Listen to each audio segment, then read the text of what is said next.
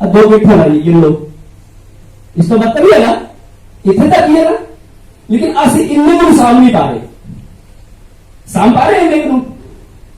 सोचो, देखो आज अपना सारे परिवार बैठा है, अपना छोटा जिहा परिवार है, एक दिन एडा बड़ा परिवार है, दिन प्रतिदिन बढ़ता जा रहा है, और एक परिवार एक दिन इतने बड़े मुकाम पे पहुंच जाएगा और शायद सानू किसी डॉक्टर की लोड़ ही ना पवे। डॉक्टर है एमरजेंसी के लिए, है ना, मान लो बाहर किसी का एक्सीडेंट हो गया, वो तो थोड़ी कुछ कर सकते हो, तो डॉक्टर ही हल करेगा ना।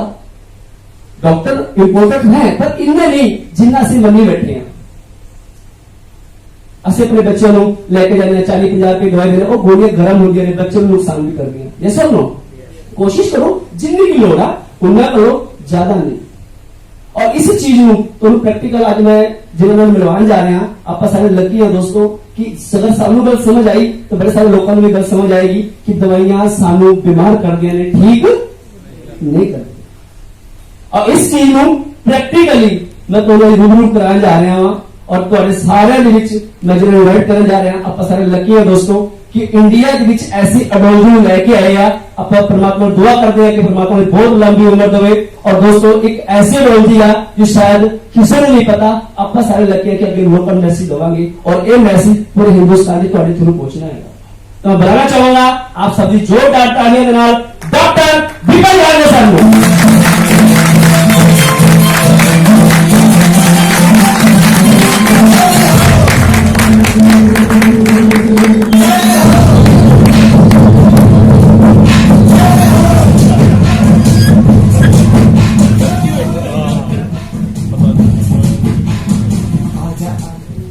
कुर्सियां ज्यादा नहीं लगी आपको, कुर्सियां ज्यादा लगी मैंने कहते हैं, पहला फंक्शन सी जाते हैं। कोशिश करो आप ही भर देंगे।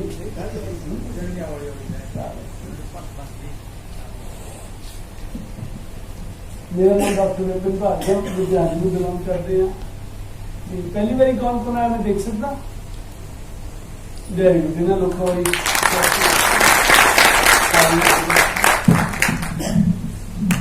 वीडियो जिन्हें लोगों ने पहली बार देखा या दूसरी बार देखा या कई बार देख लिया, वीडियो सिर्फ देखना ही नहीं है आप, तो आप सीख के उन्होंने अपनी लाइफ से इंप्लीमेंट भी करना। अच्छा, जेरे लोग पहली बार आए या दूसरी बार आए या तीसरी बार आए, मैं जानना यह चाहना भी दवाइयां बारे उन्होंने की विचार है, दवाइयां बारे की विचार है, दवाइयां किस लिए होंगी? कोई बंदा मुझे दसे दवाइयां किस लिए होंगी, दवाइयां क्यों बनाई जाती? एनीबडी? आप दवाइयां खाने ना सारे बीमार करने वास्ते, शरीर को ठीक रखने लिए बनाते, शरीर को ठीक रखने लिए दवाइयां बनाई जाती। ये सारे जने सहमत ने?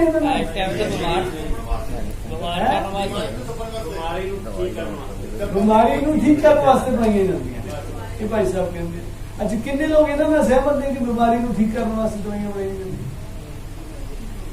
हाँ जी, अज तो पहले तो सारे सहमत से हूं नहीं सहमत हो रहे। अच्छा, पहले सारे सहमत से। देखो मैं तो इंफॉर्मेशन वास्ते दस दूँ कि दवाइयां शरीर को ठीक करने वास्ते नहीं बनाई, ये पहली गल है। ये वहम है कि दवाइयां शरीर को ठीक करने वास्ते बनाई जा रही है। This is just a brain wash. उसका एक लॉजिकल रीजन मैं तुहानू दे दिना, जे शरीर को ठीक करने वास्ते दवाइयां बनाई जांदियां पिछले 100-125 साल तो शरीर ठीक क्यों नहीं हो रहा? जे आप ये गल मन के चल लीए भी दवाइयां सानू स्वास्थ दिंदियां, दवाइयां सानू साडे शरीर को ठीक करदियां, ये मन के चल लीए आपां, ते फिर दवाइयां खाण नाल असीं ठीक क्यों नहीं हुंदे? इहदा मतलब भी कहा जाता कि दवाइयां तुहानू ठीक करनगियां, लेकिन इदा है नहीं। हुण दूसरे पासे आ गई भी जदों दवाइयां नहीं सीगियां, जदों दवाइयां 100-125 साल पहले, आप एलोपैथी की गल कर रहे हैं, आप होम्योपैथी बारे डिस्कस नहीं कर रहे, because allopathy he prominent medicine है आजकल। जदों ये दवाइयां नहीं सीगियां, एलोपैथी मेडिसिन नहीं सीगी, उदों ਲੋਕਾਂ ਨੂੰ ਅੱਜ ਦੇ ਬਨਸਪਤ ਘੱਟ ਹੈਲਥ ਚੈਲੰਜਸ ਸੀਗੇ ਕਿ ਵੱਧ ਹੈਲਥ ਚੈਲੰਜਸ ਸੀ? ਹੁੰਦੇ ਹੀ ਨਹੀਂ ਸੀ। ਸੋ ਦੋ ਚੀਜ਼ਾਂ ਮੇਰਾ ਖਿਆਲ ਪ੍ਰੂਵ ਕਰਨ ਲਈ ਕਾਫੀ ਆ ਵੀ ਦਵਾਈਆਂ ਸਰੀਰ ਨੂੰ ਠੀਕ ਕਰਨ ਲਈ ਨਹੀਂ ਬਣਾਈਆਂ, ਲੇਕਿਨ ਅਸੀਂ ਮੰਨਦੇ ਨਹੀਂ। ਅਸੀਂ ਅੱਜ ਵੀ ਦਵਾਈਆਂ ਹੀ ਖਾ ਰਹੇ ਹਾਂ। ਕੀ ਠੀਕ ਕਰਨ ਲਈ?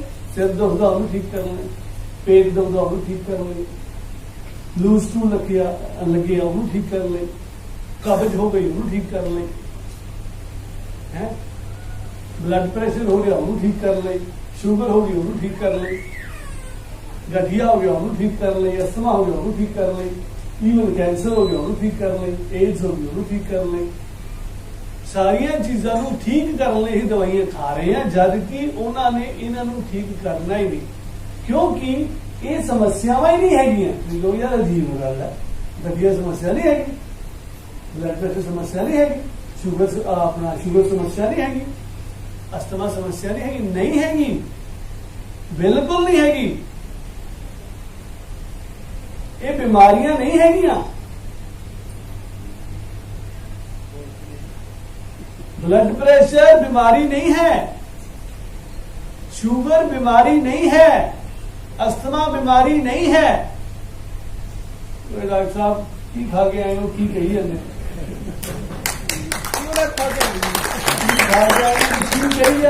गल साडी समझ नहीं आ रही।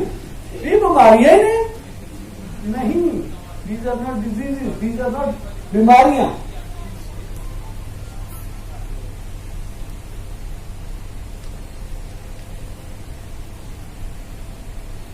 शरीर कभी बीमार नहीं होता। नवी गल है, शरीर कभी बीमार नहीं होता। सारे तो बीमार ने।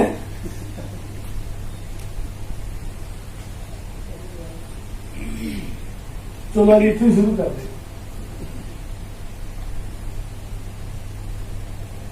कोई स्टेज पे आ सकता लिखने वास्ते? एनीबडी जी अंग्रेजी पंजाबी हिंदी कोई तो ठीक हो कुछ मतलब डॉक्टर साहब तुम ना आओ प्लीज, तो मैंने कुछ कह नहीं होना मेरे को क्योंकि जेने इतने आना कुछ ना कुछ मैंने कहना पैना। आज वाले भाई साहब दो आ जाओ, कोई गल नहीं, अब दो पेन दे देंगे, अब बोर्ड इदा कर देंगे।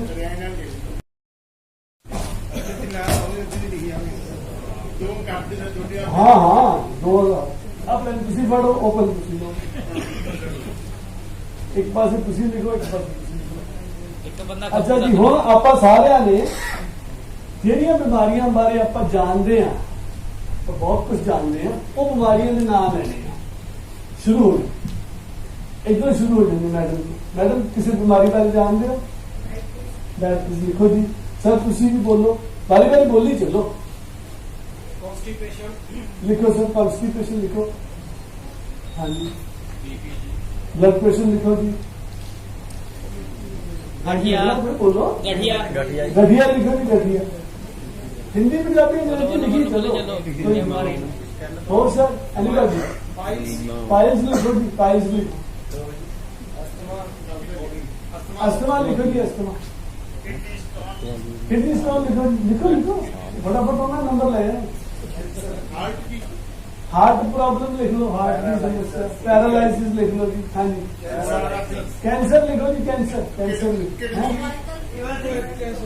लिवर की प्रॉब्लम, लिवर सिरोसिस लिख लेना ना, लिवर सिरोसिस लिख लो। फैटी लिवर लिख लो। किडनी फेलियर लिख लो। सीकेडी, क्रॉनिक किडनी डिजीज लिख लो। विटिलिगो लिखो। हाँ विटिलिगो लिखो।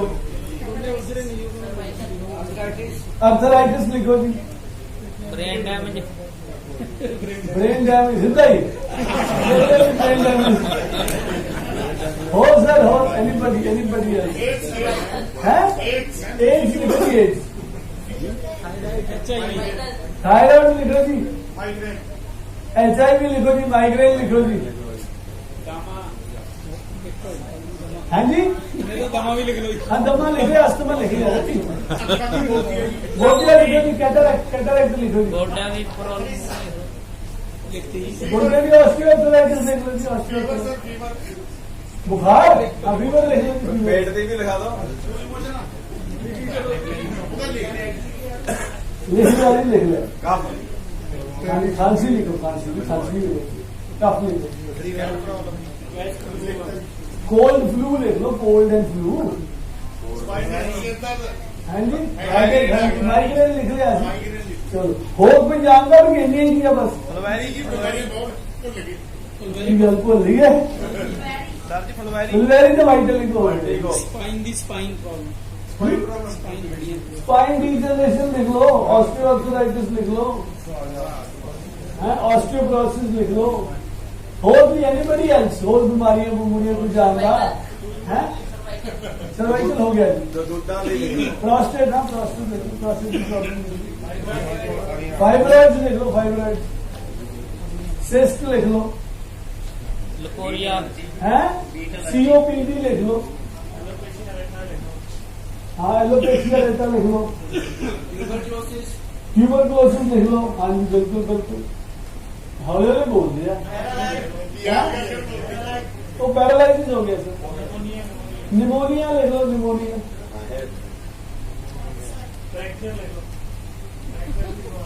फ्रैक्चर तो चलो तो एक्सीडेंट हो गया ना। ਸੱਟ ਲੱਗ टाइफाइड लिख लो जी, टाइफाइड। अल्सर्स लिख लो, हाँ जी अल्सर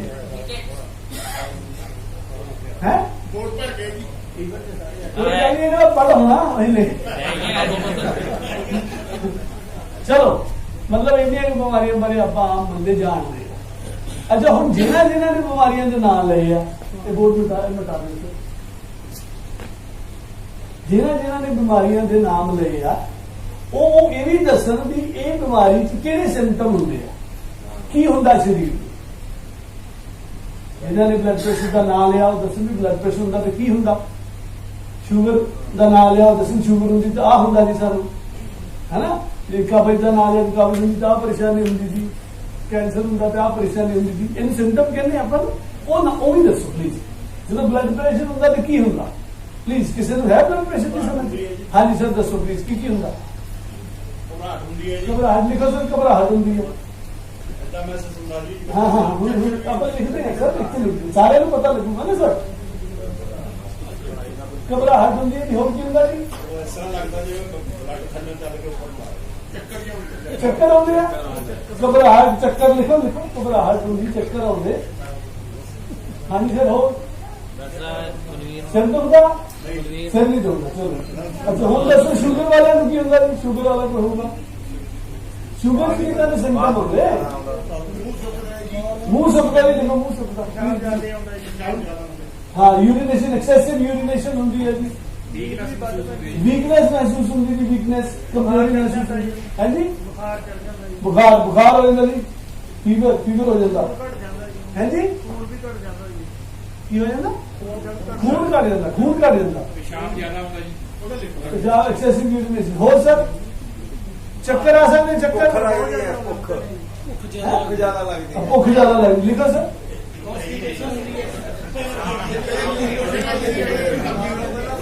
लिखो लिखो सारे ਜਿਹਨੂੰ ਜਿਹਨੂੰ ਪ੍ਰੋਬਲਮ ਹੈ, ਪ੍ਰੋਬਲਮ ਤਾਂ ਹੁੰਦੀ ਹੈ ਨਾ, ਉਹ ਉਹੀ ਜ਼ਖਮ ਨਹੀਂ ਭਰਦਾ, ਜ਼ਖਮ ਨਹੀਂ ਭਰਦਾ। ਡਾਇਬਟਿਕ ਵਾਲੇ ਪੇਸ਼ੈਂਟ ਨੂੰ 3 ਸਾਲਾਂ 'ਚ ਜਿਹੜਾ ਜੈਂਟਸ ਆ ਉਹਦਾ ਸਾਰਾ ਕੁਝ ਖਤਮ ਹੋ ਜਾਂਦਾ ਹੈ। एक्सेसिव वीकनेस, सेक्सुअल डिजायर खत्म हो जाती। लिख लो प्लीज। वेट लूज हो जाता। अच्छा लत्तां दुखदियां, क्रैम्प्स पै जाते, लत्तां दुखदियां, लत्तां दुखदियां। अच्छा ਜਿਹੜੇ ਲੋਕਾਂ ਨੂੰ ਸਾਹ ਲੈਣ ਦੀ ਸਮੱਸਿਆ ਹੈ ਉਹਨਾਂ ਨੂੰ ਕੋਈ ਵੋਮਿਟਿੰਗ ਵੋਮਿਟਿੰਗ ਤੇ ਵੀ ਇਦਾਂ ਦੀ ਪਰੇਸ਼ਾਨੀ, ਉਲਟੀ ਆਉਣ ਨੂੰ ਜੀ ਕਰਦਾ ਜੀ, ਕੱਚਾ ਕੱਚਾ ਹੁੰਦਾ, ਘਬਰਾਹਟ ਹੁੰਦੀ। ਲਿਖੋ ਇੱਥੇ ਉਲਟੀ ਆਉਣ ਨੂੰ ਜੀ ਕਰਦਾ ਜੀ, ਵੋਮਿਟਿੰਗ ਹੁੰਦੀ ਹੈ ਜੀ। ਸਵੈਟਿੰਗ, ਐਕਸੈਸਿਵ ਸਵੈਟਿੰਗ ਹੁੰਦੀ, ਪਸੀਨਾ ਆਉਂਦਾ। ਸ਼ੂਗਰ ਵਾਲਿਆਂ ਨੂੰ, ਬਲੱਡ ਪ੍ਰੈਸ਼ਰ ਵਾਲਿਆਂ ਨੂੰ, ਅਸਥਮਾ ਵਾਲਿਆਂ ਨੂੰ ਬੇਇੱਜ਼ਤੀ ਆਉਂਦੀ ਹੈ ਜੀ। ਹੈ। ਹਾਂ ਨੀਂਦ ਨਹੀਂ ਆਉਂਦੀ, ਨੀਂਦ ਨਹੀਂ ਆਉਂਦੀ। ਸੁਸਤੀ ਪੈਂਦੀ ਆ, ਸੁਸਤੀ ਵੀ ਪੈਂਦੀ ਆ। ਲਿਖੋ ਸੁਸਤੀ ਪੈਂਦੀ ਹੈ ਜੀ। ਅੱਛਾ मतलब ਹੋਰ ਕੀ ਕੀ ਫੀਲਿੰਗਸ ਆਉਂਦੀ ਪਲੀਜ਼ ਹੋਰ ਦੱਸੋ। ਕੀ ਹੁੰਦਾ ਜੀ, ਜੇ ਸੱਟ ਲੱਗੇ ਤਾਂ ਆਰਾਮ ਨਹੀਂ ਆਉਂਦਾ, ਲੱਤ ਪੈਰ ਕੱਟਣੀ ਪੈ ਸਕਦੀ ਹੈ। ਉਹ ਨਹੀਂ ਭਰਾ ਬਿਮਾਰੀ ਦੇ ਬਾਰੇ ਦੱਸੋ। ਸਤਨਾ ਮੈਂ ਤਾਂ ਤਰੀਕਾ ਦੱਸਦਾ। ਮੈਂ ਕਹਿੰਦਾ ਜਿਹੜੀ ਸਮੱਸਿਆ ਹੁੰਦੀ ਆ ਉਹਦੇ ਨਾਲ ਕੀ ਕੀ ਹੁੰਦਾ ਉਹ ਦੱਸੋ ਪਲੀਜ਼। ਪੈਰ ਜਲਦੇ ਰਹਿੰਦੇ ਆ ਜੀ, ਲਿਖੋ ਪੈਰਾਂ 'ਚ ਜਲਨ ਹੁੰਦੀ ਆ, ਵੇਟ ਲੂਜ਼ ਹੋ ਜਾਂਦਾ ਜੀ, ਨਿਗਾਹ ਖਤਮ ਹੋ ਜਾਏਗੀ ਖੱਲੀਆਂ ਜੀ ਬਲੱਡ ਵਿਜ਼ਨ ਹੋ ਜਾਂਦੀ, ਦਿਖਣਾ ਘਟ ਜਾਂਦਾ। ਬਿਲਕੁਲ ਪਲੀਜ਼ ਰੈਟੀਨਾ ਦੇ ਧੱਬੇ ਆ ਜਾਂਦੇ ਨੇ। ਹੋਰ ਦੱਸੋ ਜੀ, ਹੋਰ ਕੀ ਮਹਿਸੂਸ ਹੁੰਦਾ? ਮੂੰਹ ਸੁੱਕਾ ਸੁੱਕਾ ਲੱਗਦਾ ਹੈ, ਵਾਰੀ ਵਾਰੀ ਬਾਰੀ ਬਾਰੀ ਪਾਣੀ ਪੀਣ ਨੂੰ ਜੀ ਕਰਦਾ ਹੈ ਨਾ, ਮੂੰਹ ਖੁਸ਼ਕ ਹੋ ਜਾਂਦਾ। Anything else? ਹੋਰ ਦੱਸੋ। ਹਾਂਜੀ, ਸਕਿਨ ਤੇ ਖਾਰੇ ਜਾਂਦੀ ਆ, ਦੇਖੋ ਯਾਦਾਸ਼ਤ ਵੀ ਕਮਜ਼ੋਰ ਹੋ ਜਾਂਦੀ ਹੈ। ਭੁੱਲ ਜਾਂਦਾ ਬੰਦਾ ਜ਼ਿਆਦਾ ਫੋਨ ਦੀ ਕਮਜ਼ੋਰ ਹੋ ਜਾਂਦੀ ਹੈ। ਹੱਡੀਆਂ ਕਮਜ਼ੋਰ। Over a period of time ਹੁੰਦਾ। ਤਾਂ ਤੁਸੀਂ ਮੈਨੂੰ ਸਿੰਪਟਮਸ ਦੱਸਣੇ ਆ ਬਿਮਾਰੀਆਂ ਦੇ, ਜਿਹੜੀਆਂ ਬਿਮਾਰੀਆਂ ਦੇ ਵੱਧ ਚੜ ਕੇ ਨਾਂ ਲਏ ਆ, ਉਹਨਾਂ 'ਚ ਕੀ ਕੀ ਹੁੰਦਾ ਉਹ ਵੀ ਦੱਸੋ। ਜੇ ਸ਼ੂਗਰ ਵਾਲੇ ਬੰਦੇ ਨੂੰ ਭੁੱਖ ਲੱਗ ਜਾਂਦੀ ਤਾਂ ਖੜਾ ਨਹੀਂ ਜਾਂਦਾ, ਹੱਥ ਕੰਮਣ ਲੱਗ ਜਾਂਦੇ ਨੇ, ਫਟਾਫਟ ਉਹਨੂੰ ਸ਼ਿਵਰਿੰਗ ਹੋ ਜਾਂਦੀ, ਸ਼ਿਵਰਿੰਗ ਹੁੰਦੀ ਆ, ਸ਼ਿਵਰਿੰਗ ਹੁੰਦੀ, ਬਾਡੀ ਬੈਲੈਂਸ ਨਹੀਂ ਰਹਿੰਦੀ। ਲਿਖੋ